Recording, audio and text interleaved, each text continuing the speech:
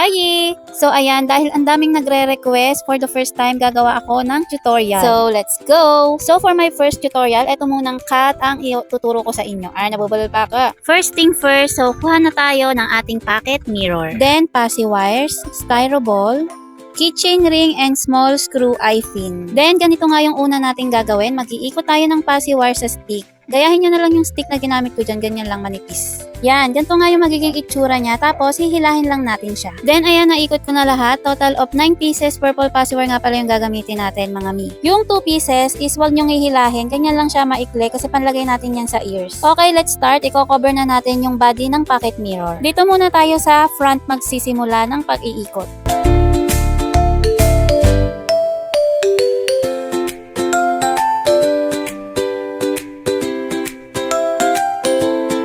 Then, kuha tayo ng passy wire mga mi, lalagyan muna natin siya ng sabitan ng keychain ring. So, ayan, gayahin nyo na nga lang yung ginawa ko dyan sa video mga mi.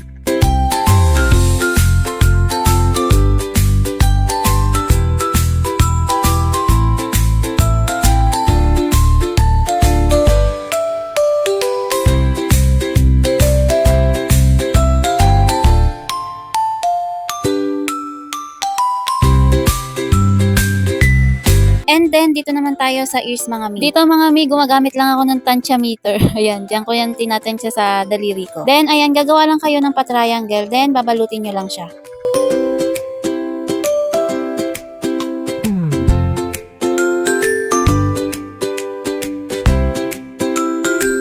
Tapos, ilalagay lang natin yung purple passy wire sa gilid. Tada! Di ba cute? Then, let's make dikit-dikit the 2 ears. Tapos, lalagyan ulit natin ng passy wire yung gilid niya para mataba siyang tingnan. Then, yung pinakaharap niya is lalagyan din natin ng passy wire. Dito naman tayo sa paa mga mi. Kumuha lang kayo ng isang purple passy wire tapos hatiin niyo sa gitna. Then, i-roll nyo ng ganyan.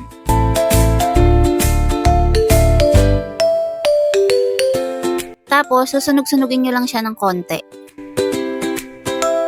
Then, para naman sa footprints is gayahin nyo na lang yung sukat ko dito sa video.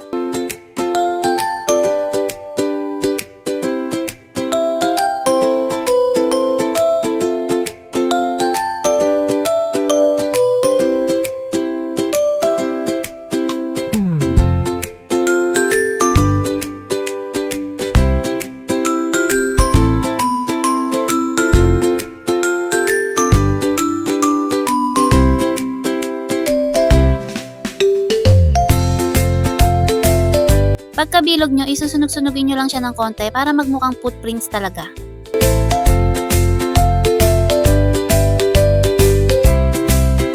Para naman sa buntot niya is babalutan din natin yung mini styroball ng 2 passy wire. I-roll nyo muna siya ng konti bago nyo idikit dun sa styroball. Then mga mi, wag nyo munang babalutan yung pinakataas kasi ilalagay muna natin yung screw head pin.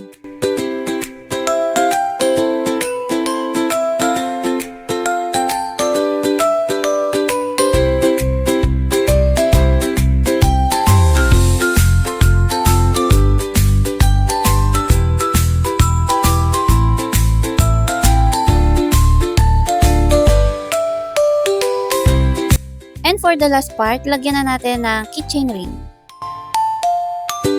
And I'm done. That's all for today's video. Sana nagustuhan nyo ang aking first ever tutorial, kaya mag-order na kayo ng pocket mirror at simulan nyo ng gumawa ng mirror keychain. Bye!